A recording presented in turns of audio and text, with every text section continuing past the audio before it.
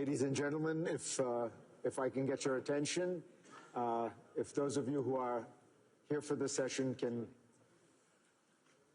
settle down, because we're going to start right away.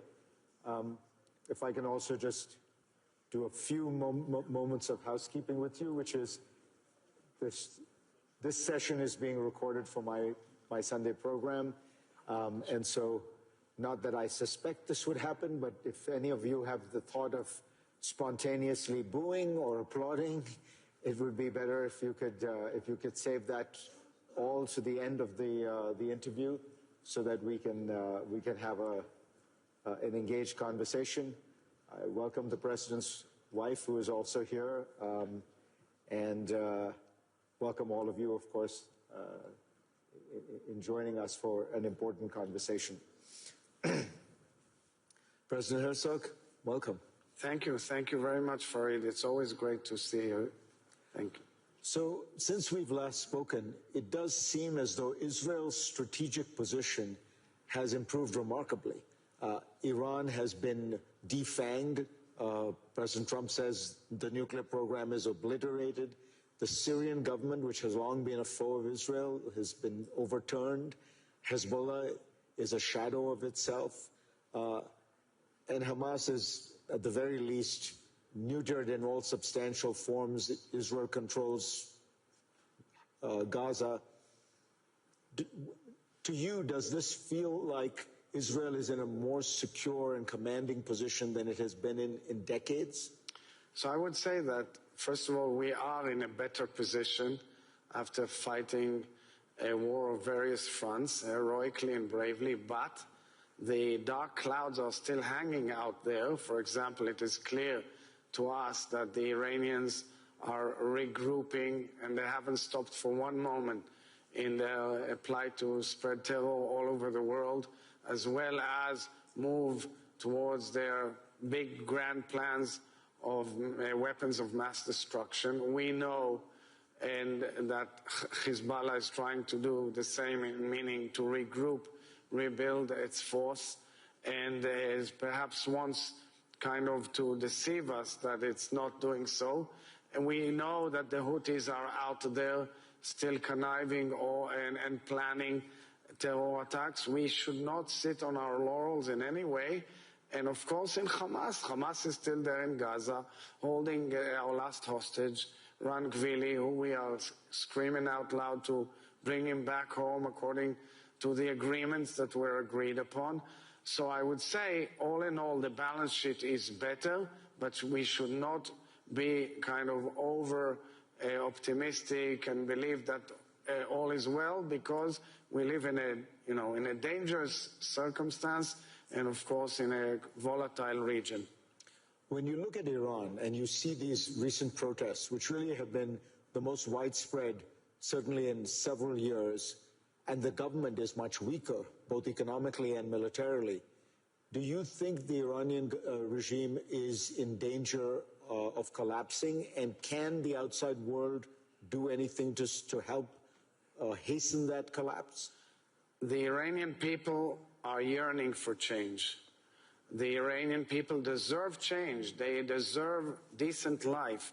The Iranian people live under a very oppressive regime, a regime which has mowed thousands of its citizens and is torturing and is jailing and is destroying thousands of families, perhaps tens of thousands, perhaps much more, all around Iran, trying to crush the natural demand of human beings for a better life and for freedom. And you know what mind boggles me? All those who've attacked us for defending ourselves, where are they? Where's Susan Sarandon? Where's Cynthia Nixon? Where are all of these people? Why don't we see them demonstrating in front of the Iranian embassies or demonstrating in the streets of cities all over the world and crying out loud and saying, we support the Iranian people? And that shows the great hypocrisy that surrounded our fight for defending ourselves and actually changing the regional geostrategic trajectory. And I sincerely hope and pray and that there will be a change in Iran, because Iran deserves better, the region deserves better, the world deserves better. You hope and you pray, but do you believe, on the basis of the intelligence you've seen, on the basis of your observations, that the regime is fragile and that this time these protesters could actually make a difference? The people are suffering tremendously. There's shortage of food and water and so many other basic needs. The economy is in shambles. The horizon, the future for the Iranian people can only be in a regime change. And that has to be, at the end, within the realms of the Iranian people and the international community and its support. It's clear to me that the Ayatollah regime is in quite a fragile situation. We hear reports out of Syria that ISIS fighters are being released, that there is a greater degree of chaos within the country. What is your understanding of what's going on in Syria, and how worried is Israel that it spills over in some way? We look at Syria very cautiously. On the one hand, the Syrian people deserve a better life. And the fall of the Assad regime, which is another example when people got fed up and how it happened, and a lot had to do with Israel's, battle to defend itself, and by that also changing the entire regional structure. We are watching it very cautiously because we are worried about our allies, the Druze on the south, and we have certain requirements as to their fate. We had received really terrible reports of what happened in Sweden a few months back, including sexual violence against women, including terrible atrocities. Now we got reports about what happened to the Kurds. It is also extremely worrying. We are watching that as well. I think the world has to know that, it cannot be done by way of killing your own people and your own nation. But again, I say the overall aim should be a quiet and peaceful life and a peaceful coexistence with Syria. And we wish well to the Syria and its leaders so that they can bring a better future for the Syrian people. You believe still that this new Syrian government is worth trusting, worth supporting, and hoping that it will... So we listen to our friends, the Americans, who are very much involved, and other nations in the region who are operating and meeting with President Shara and his team. I know they're trying their best. And I say always, my mom taught me always a sentence from childhood: the proof of the pudding is in the eating. We have to see that it really goes in the right direction, because as Senator Lindsey Graham tweeted this week, there were phenomena that were extremely disturbing, and I think world attention should be focused on that too. Let's talk about Gaza. What we have now is a ceasefire, and the ceasefire has ended a lot of the violence, but Israel is still engaged in almost daily attacks. Israel controls more than 50% of Gaza, and the other part is controlled by Hamas. So the conditions that that Prime Minister Netanyahu had set out, the total defeat of Hamas, have not been achieved. Israel is still in Gaza. It feels like a very unbalanced settlement. Do you believe that there are steps forward that are going to result in a resolution of some of these issues? So, that's where it comes in the incredible diplomatic effort of President Trump and his leadership, the carving out of the 20-point plan, which was later disseminated and implemented by a unique historical Security Council resolution, which was adopted 13-0, and which calls for the next phase, meaning getting Hamas out as a military organization, and thereafter going for a major Marshall Plan for Gaza with historic consequences for the entire region. Now, this has to be done, and it's going to be launched as part of the Board of Peace and its operations, that the government of technocrats, which is accepted and agreed, which should take now the civilian management of Gaza, and the real test has to be Hamas leaving Gaza. Hamas as a military group leaving Gaza. This is the test of this movement from stage 1 to stage 2, as well as, of course, the return of Ran Gvili, our hostage, as soon as possible. That's where we're at. So it's not a standstill. It's a stage-by-stage process whereby we've brought Hamas into a situation where we annihilated most of its leaders on the ground. And now the next phase has to be this international effort, which so far is building in front of our eyes. So we must give it a chance. And what I like about it is that it's thinking out the box. It's something rare. First of all, it brought us back our hostages, which was the most painful process and demand of all of us, and we want to see Gvili back. But most importantly, after that, on that achievement, on that process, it gave hope. In my mind, the people of Gaza, the children of Gaza, deserve good life.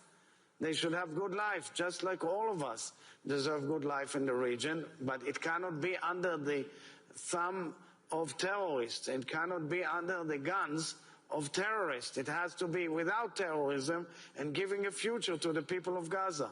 When you look at the situation, is there any indication that Hamas is going to be willing to leave?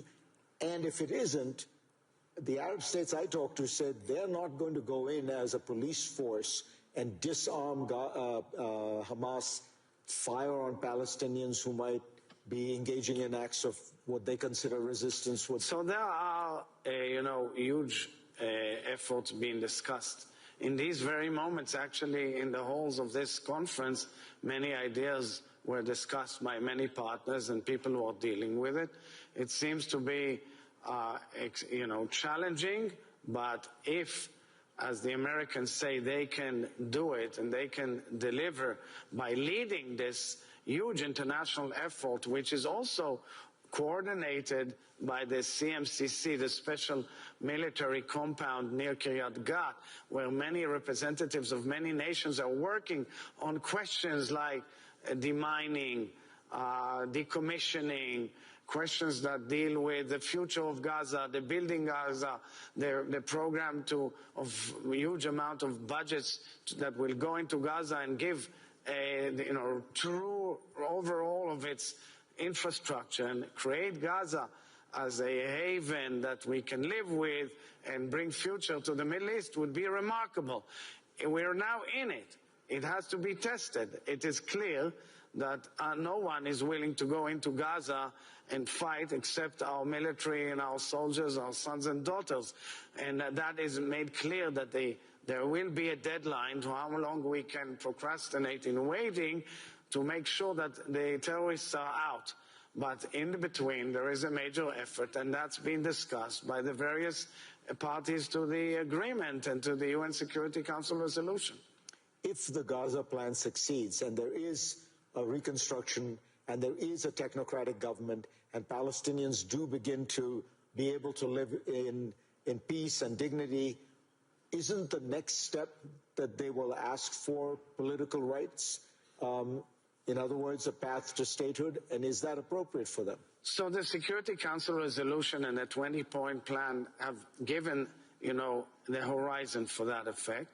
And I think that's a very important horizon, which has to be discussed, because the issue will be whether there are reforms on the Palestinian side, and how do you make sure that there will be peace and security for the Israelis, and how we move on as nations in the Middle East. I think the greatness of the process right now is that it is also based on regional elements. And the fact that it's a regional process also gives strong winds to many new facets in the dialogue, such as economic improvement, economic dialogue, economic benefits, and so forth and so on, that give vested interest to the people to see that there is a future rather than going to terror. This technocratic government will be tested by its ability to function well and bring forward improvement of life quite quickly in Gaza with the support of the international community and, of course, with the increase of humanitarian aid as much as possible to Gaza. Saudi Arabia has said that it will normalize relations with Israel only if there are serious and irreversible steps toward Palestinian statehood. Do you think that that is a deal that is conceivable? Look, Saudi Arabia is a very, very important nation, and I always say it's my dream to see the Crown Prince and the leader of Saudi Arabia sign with us an agreement of moving forward. But right now, what we have is the platform of the Abraham Accords, and the Abraham Accords were carved out in the first term of President Trump and has shown immense sustainability throughout the storm that has we have seen in the Middle East.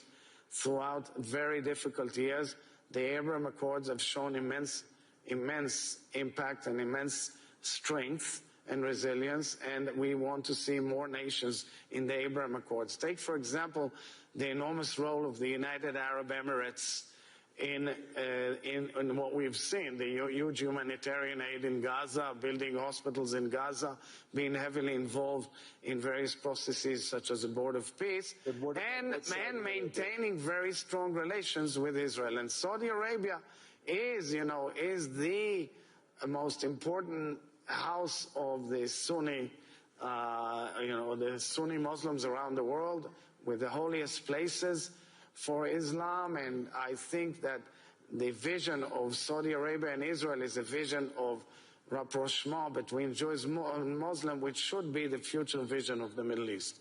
And therefore, could Israel agree to its conditions? So I'm saying because it's been dealt with also with other elements. The Crown Prince, Sheikh Mohammed bin Salman, in the White House, in the Oval Office, mentioned, of course, the pathway for a Palestinian state. It is clear the position of the Saudis, and I'm sure that once we move on to the next phase of the Gaza plan and further processes, things will be discussed. Right now in the West Bank, though, things seem to be moving in the opposite direction. There are more settlements, more violence against Palestinians, more annexations. Isn't that making a two-state solution impossible? So I would say that, Israel is going into an election year, and it's going to be a very heated public debate on many, many issues.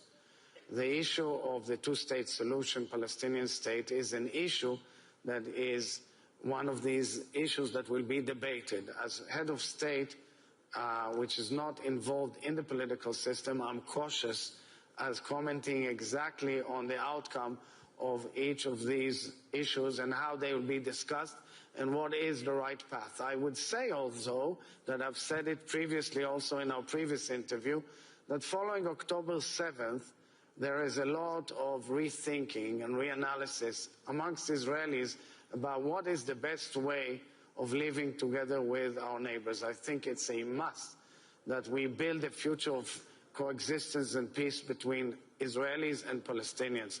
But what will be the political format and the outcome, it will be discussed also in our elections. Before the October 7th massacres, in the previous period of the kind of internal political debates in Israel, you did weigh in when it seemed to you that Israel's constitutional structure was being threatened by the current government. Do you worry that that issue will come up again, and will you speak out again? So it will be also a major issue in our political arena and, of course, in the elections. The debate is around the boundaries between the three arms of government. I always made clear, and I keep on making clear, that I give strong support to the independence of the judiciary, and of course to the way, the nomination of judges and the support to our judges.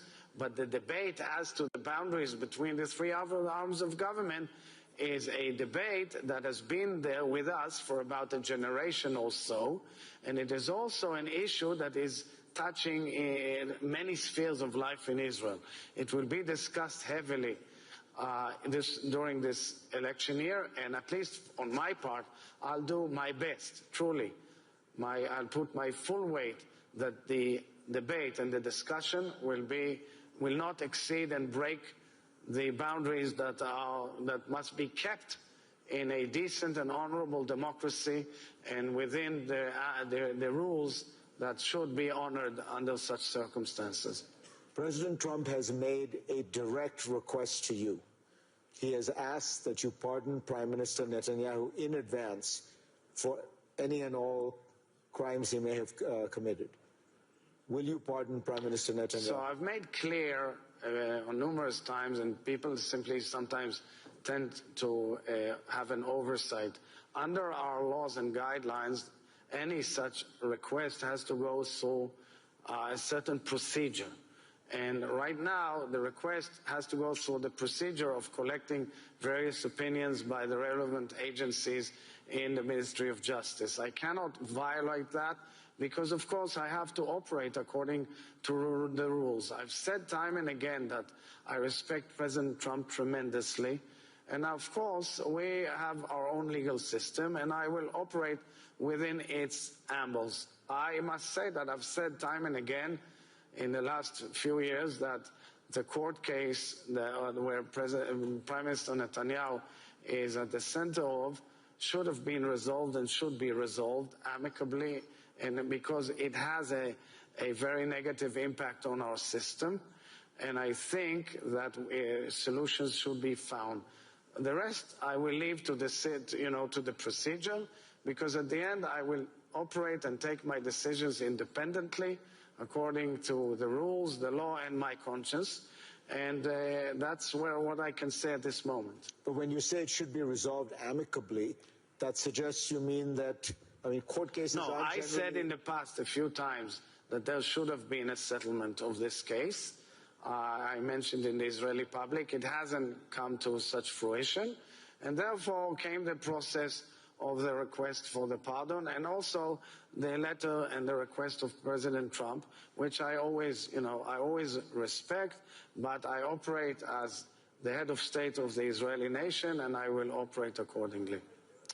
Mr. President, thank you so much. Thank you very much. Thank you. Well, thank you. Do we have questions or no? No, I don't think that. Thank you. Thank you so much. You are a great